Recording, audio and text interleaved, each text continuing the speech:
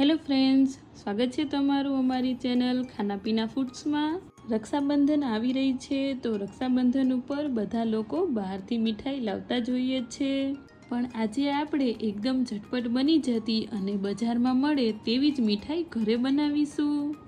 તો તેના માટે આપણે સૌથી પહેલાં એક પેન લઈ લેશું અને પેનમાં 200 ગ્રામ જેટલું પનીર એડ કરીશું અને પછી આપણે એ જ વાટકાના માપથી 1 વાટકા જેટલું મિલ્ક પાવડર લઈ લેશું અને 1 ગ્લાસ જેટલું દૂધ એડ કરીશું।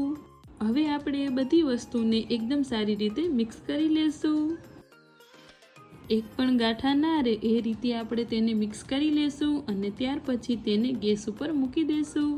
પછી આપણે તેને સતત હલાવતા જઈશું અને 5 મિનિટ સુધી પકાવી લેશું। એક વસ્તુનું ખાસ કરીને ધ્યાન રાખવાનું છે, આપણે તેને સતત હલાવતા રહેવાનું છે જેથી કરીને આપણું મિક્સચર સાઈડમાં યા તો તળિયે ચોટે નહીં। આ રીતે આપણું મિક્સચર અડધા ભાગનું રહે ત્યારે આપણે તેમાં 3 ચમચી જેટલી ખાંડ એડ કરીશું અને અડધી ચમચી જેટલી એલચી પાવડર નાખીશું। પછી આપણે તેને એકદમ સારી રીતે મિક્સ કરી લેશું।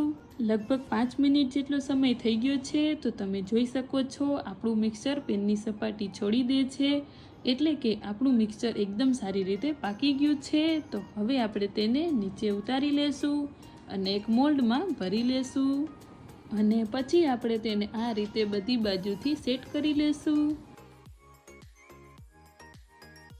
આ રીતે સેટ થઈ જાય એટલે આપણે તેને ડ્રાય ફ્રૂટ્સથી ગાર્નિશ કરી લેશું।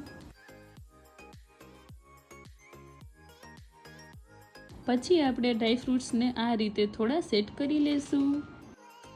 હવે આપણે તેને 2 થી 3 કલાક સુધી સેટ થવા માટે મૂકી દેશું।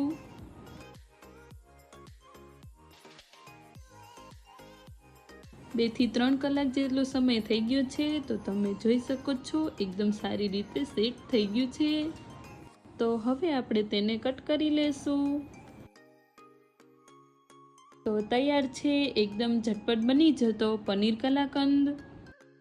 આ રક્ષાબંધન ઉપર તમે એક વખત આ રેસીપી જરૂરથી ટ્રાય કરજો, તમને ખૂબ જ પસંદ આવશે। જો એક વખત તમે આ રીતે પનીર કલાકંદ ઘરે બનાવી લેશો તો તમે બહારથી લાવવાનું ભૂલી જશો।